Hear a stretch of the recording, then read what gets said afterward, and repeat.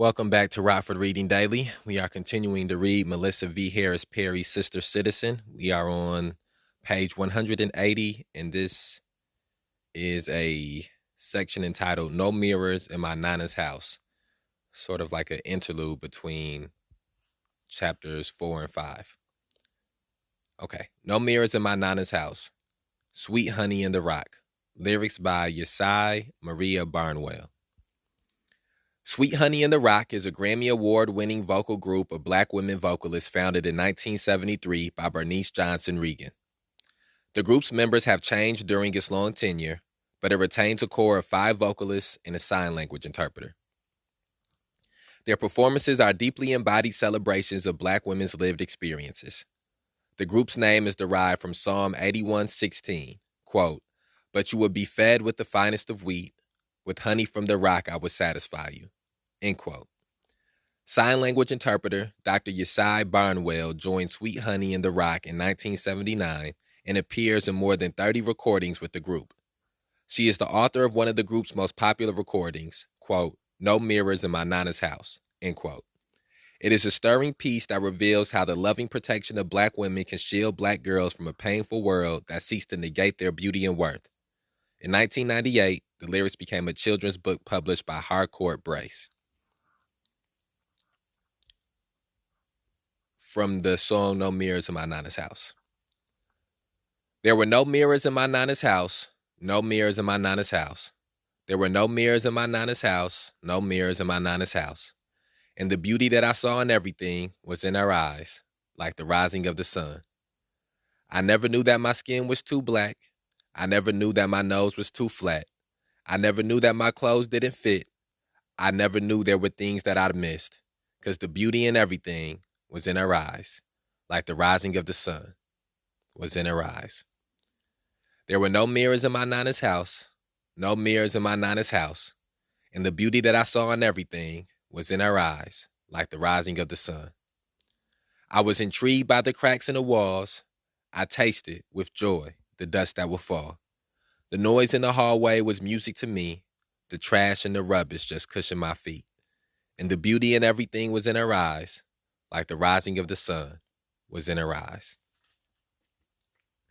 There were no mirrors in my Nana's house, no mirrors in my Nana's house, and the beauty that I saw in everything was in her eyes, like the rising of the sun. The world outside was a magical place. I only knew love. I never knew hate. And the beauty in everything was in her eyes, like the rising of the sun was in her eyes. There were no mirrors in my Nana's house, no mirrors in my Nana's house. There were no mirrors in my Nana's house, no mirrors in my Nana's house. And the beauty that I saw in everything was in her eyes, like the rising of the sun. Chapter 5, Strength. These superhuman women have been denied the, quote, luxuries, end quote, of failure, nervous breakdowns, leisured existences, or anything else that would suggest that they are complex, multidimensional characters. They must swallow their pain, gird their loins against trouble, and persist in spite of adversity. Trudier Harris, Saints, Sinners, Saviors, Strong Black Women in African American Literature. The picture I have painted so far is pretty dismal. African American women are standing in a room skewed by stereotypes that deny their humanity and distort them into ugly caricatures of their true selves. As they struggle to find the upright in this crooked room, they are beset by the emotional, physiological, and political consequences of race and gender shaming. This shaming has tangible, even disastrous consequences. It can decrease their opportunities for recognition by the state, reduce the effectiveness of speaking on their own behalf, and set off spirals of fury that lead to further victimization. Under these conditions, one might expect to see black women in public life rarely, if at all. The realities of black women as church organizers, community activists, and elected officials indicates that sisters have developed strategies to push back against both the stereotypes and the shame. One way black women have demonstrated their agency under difficult circumstances is by crafting alternative images of themselves. The strong black woman is the most pervasive and widely accepted of these self-constructions. By its idealized description, Black women are motivated, hardworking breadwinners who suppress their emotional needs while anticipating those of others. Their irrepressible spirit is unbroken by the legacy of oppression, poverty, and rejection. Whereas the negative iconography of Black women as lewd, angry, or unnaturally devoted to their domestic employers is reproduced by the state and in mainstream popular culture, the image of Black women as unassailable, tough, and independent is nurtured within Black communities. You can hear this insistence on strength in the music of popular Black women artists across generations. Think of Aretha Franklin belting out an anthem of independent self-reliance. Quote, "Sisters are doing it for themselves," end quote. Or picture Mary J. Blige assuring her listeners, quote, "You can't keep a good woman down," end quote. Even young Alicia Keys promises, quote, "I am Superwoman. Yes, I am," end quote. The strong Black woman serves as a constructive role model because Black women draw encouragement and self-assurance from an icon able to overcome great obstacles. She offers hope to people who often face difficult circumstances. Independence and self-reliance can be crucial to building and maintaining a positive image of Blackness in a society that often seeks to negate and vilify it. African American women do not define themselves as Jezebels, Mammies, or Sapphires. Instead, they call themselves strong and proudly drape the mantle of self-denying independence across their shoulders. This itself is a triumph of emotional and political resistance because Black women have consistently demanded a right to name themselves. But there are dangers to allowing this symbol to remain unchallenged at the center of African American understandings of womanhood. When Black women are expected to be super strong, they cannot be simply human. What begins as empowering self-definition can quickly become a prison. By adopting and reproducing the icon of strong Black woman, African American women help craft an expectation that they should be autonomously responsible and self-denying caregivers in their homes and communities. This means that they are validated, admired, and praised based on how they behave, not on who they are. Loss of social standing is an ever-present threat for individuals whose social acceptance is based on behavioral traits rather than unconditional human value. Any mistake, bad act, or bad outcome can be translated into a global sense of failure. While all individuals are publicly judged by their actions, the strong Black woman imperative is unusual in that it requires tremendous personal fortitude from a group with few structural resources. It thus exposes Black women to more opportunities for shaming. African American women hold up the strong Black woman as a shield against the shame-inducing negative stereotypes of the crooked room. To protect against always being seen as inferior, they declare themselves uniquely capable, but this strength is a shield full of holes. It sets up new possibilities for being misrecognized.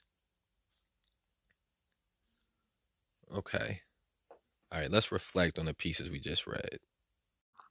So what stands out to me from the passages we just read is the concept of the strong Black woman. And I like how Melissa V. Harris Perry, the first 3 chapters, sort of pointed out all of the structural and institutional and societal issues that exist which try to weaken Black women specifically.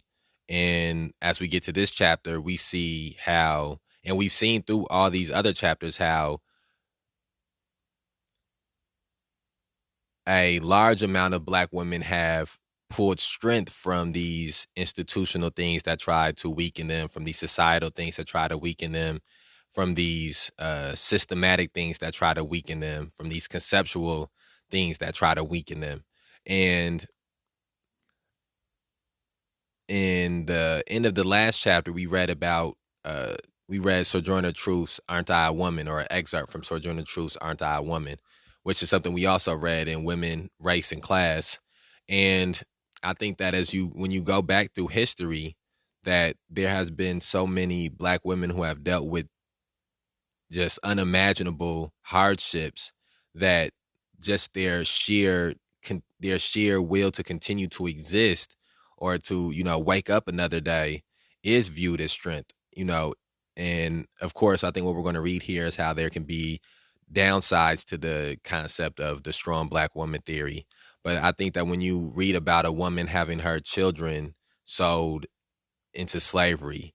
When you read about a woman being raped and being forced to give birth to children to the person who raped her, uh, when you when you read about women who have had their husbands or the father of their children's lynched and murdered, and then raised families, when you or had their husbands or the father of their children imprisoned, and then raised those families and raised young men. And so often you hear the stories of young men and young women, not just young men, but young men and young women speaking about the uh, admiration they have for their mother for being for continuing to and persevering through those hardships. And so I personally have grown up with this concept of the strong black woman, seeing it materialized in multiple black women in my everyday life, and in just even acquaintances that I've had. And so those are just some of the things that stand out to me in the first section we just read. Through the ideal of the strong black woman, African American women are subject not only to historically rooted racist and sexist characterizations of black women as a group, but also to a matrix of unrealistic, intraracial expectations that construct black women as unshakable, unassailable, and naturally strong. Many African American women have internalized self-reliance as central to their identities. They believe that to be a good black woman is to be strong. Therefore, strength is foundational to who they are. As long as they can present themselves as self-sacrificial and independent, their identities feel firmly rooted. While this attachment to strength may be adaptive, it also creates dangerous exposure for black women. Routine human weakness and fragility are potential sources of shame. Quote, society, end quote, comments the psychologist Regina Romero, quote, expects the African American woman to handle losses, traumas, failed relationships, and the dual oppressions of racism and sexism. Falling short of this expectation is viewed by many African American women as personal failure. This may bring about intense feelings of shame that they work hard to contain, end quote. In many ways, the strong black woman is like John Henry.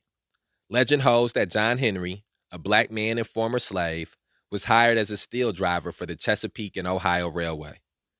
The workers building the C&O's new line were moving along quickly until they reached Big Bend Mountain.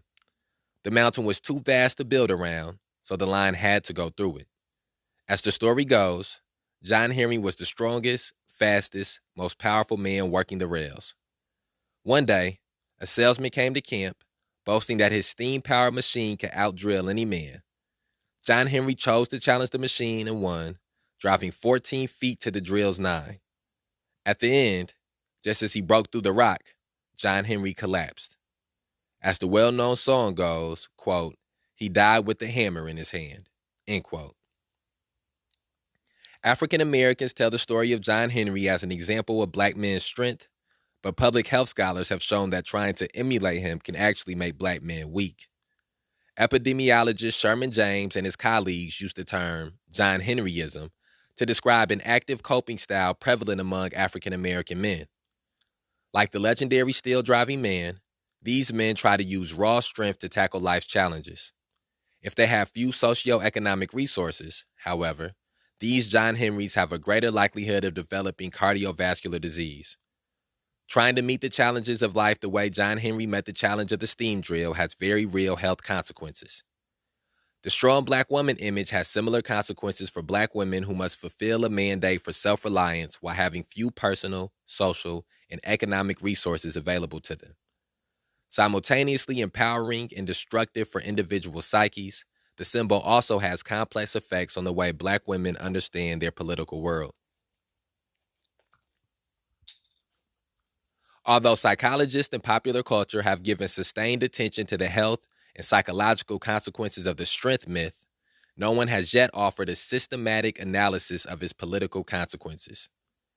The strong black woman shares traits with all three of the stereotypes we examined in Chapter 2. She looks suspiciously like Mammy, except that her loyalties are firmly with black communities.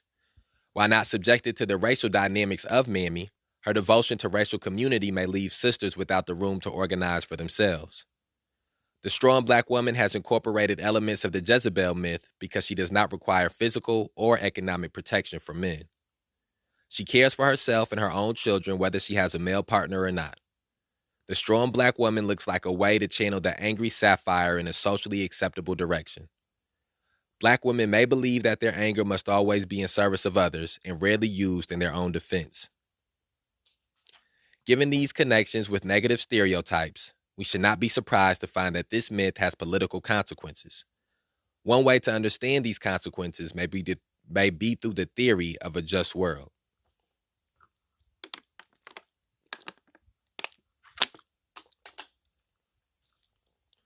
Psychologists have found that people's belief in a just world helps explain how they react to innocent victims of negative life circumstances. People become cognitively frustrated when presented with stories of victims who suffered through little fault of their own. They can deal with this frustration in two ways. They can conclude that the world is an unjust place, or they can decide that the victim is somehow to blame. Most people reconcile their psychological distress by blaming the victim. Even when we know that suffering is undeserved, it is psychologically easier to blame the victim rather than giving up the idea that the world is basically fair. In some studies, respondents were given a way to compensate the victim, in which case they were happy to make the world seem fair again through their actions. But when they had no chance to make things right and were faced with the knowledge that the innocent victim would continue to suffer, many people tried to find a way to understand this suffering by denigrating the victim. These effects work the other direction as well. People want to believe that individuals who receive good outcomes deserve them. One early experiment studied subjects who were told that a fellow student had won a cash prize in a lottery. Even though this lottery was entirely random, respondents tended to believe that the student who won the cash prize was a harder worker than those who lost the lottery. They assumed that the unearned privileges must be related to some inherent, if invisible, qualities in the winner. In other studies, researchers showed subjects a videotape of people learning a task. In one study, the learners were punished for incorrect answers with electric shocks. The, quote, learners, end quote, were actors and the shocks were faked. In another study, they were simply told that their answers were wrong. People expressed much lower opinions of those who were given electric shocks, even though they did not get any more answers wrong. When the victim had no possibility of finding relief from the ordeal, or when the victim took on the role of martyr by voluntarily remaining in the painful experiment, viewers decided that the victim deserved the treatment.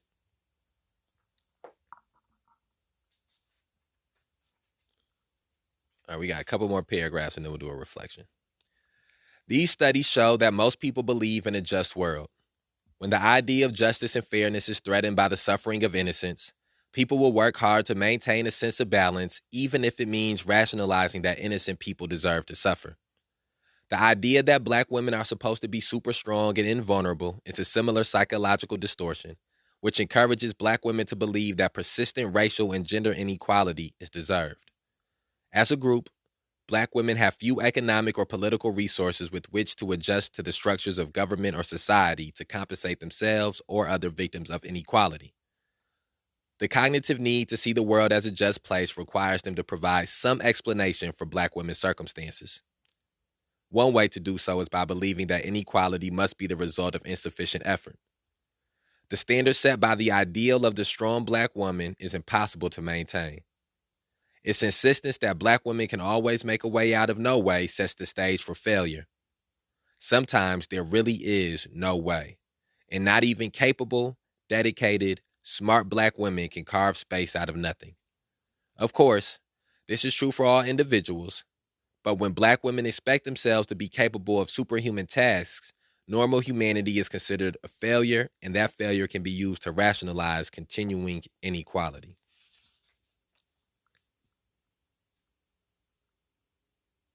Okay, here let's reflect now because you got like we got basically 2 full pages left. So, there was a section here that I thought was very important. Okay, when the victim had no possibility of finding relief. Okay, that's one. That's a highlightable segment right there. It's a couple sentences I just want to repeat here. I'm just highlighting a couple sentences. Give me 1 second. Mm,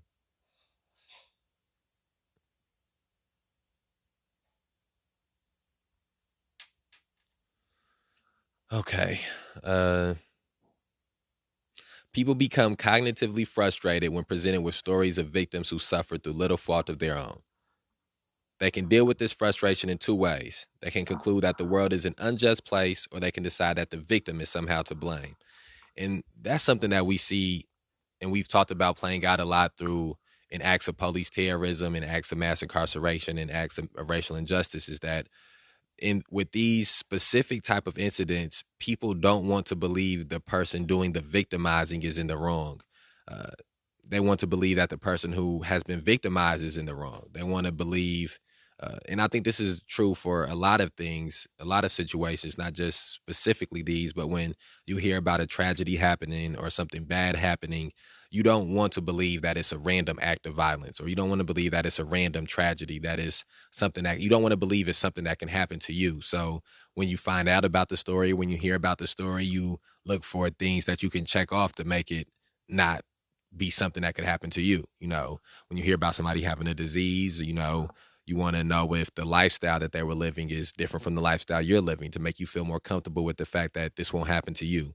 If somebody is, you know, that like with rape all the time, you'll hear people say, well, you shouldn't have worn this, or you shouldn't have went there, you shouldn't have done these things. And a lot of time that's done because people want to believe that men specifically want to believe that their daughters or their sisters or their mothers won't be or can't be raped if they abide by some strict guidelines. You know, that there is this, like they're pointing out here, like that this world is fair or just, or there are specific rules or guidelines that if you follow these, then negative things or bad things won't happen. And the truth of the matter is that until we deal with the root issues that cause these sometimes random acts of violence or sometimes random tragedies to happen, or what can may seem random to happen, until we deal with the things that lead to them, there's no guideline or no specific thing you can do to avoid those things.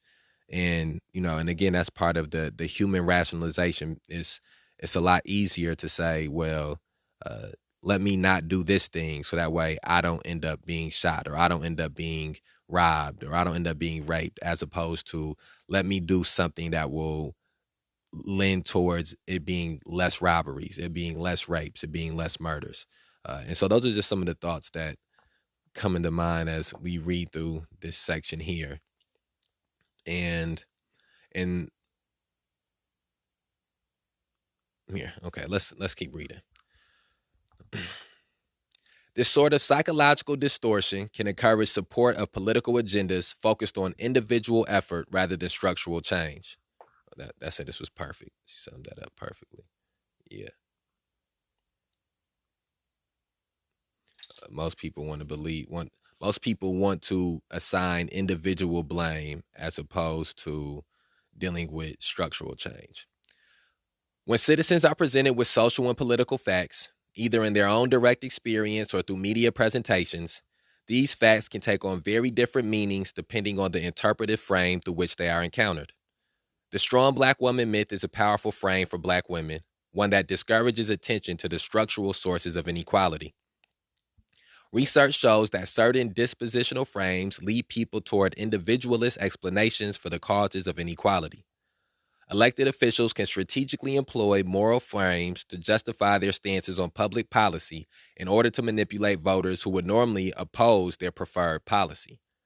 Frames can influence interpretations of controversial public policies. Television news frames can significantly alter how audiences understand the root causes of social problems. For example, political scientist Shanto Eigner employed an experimental strategy that offered 5 different media stories about the causes of poverty. Some use structural frames that explain poverty as nationwide in scope and related to unemployment and social programs. Other stories use narratives of particular victims of poverty, a family who cannot afford heat, the homeless, and unemployed worker. Overall, the narratives of individual cases of poverty elicited more blame for individual circumstances and choices rather than structural explanations of poverty. This work demonstrates that, quote, when poverty is framed as a societal outcome, people point to societal or governmental explanations. When poverty is framed in terms of particular victims of poverty, People point instead to dispositional explanations, end quote.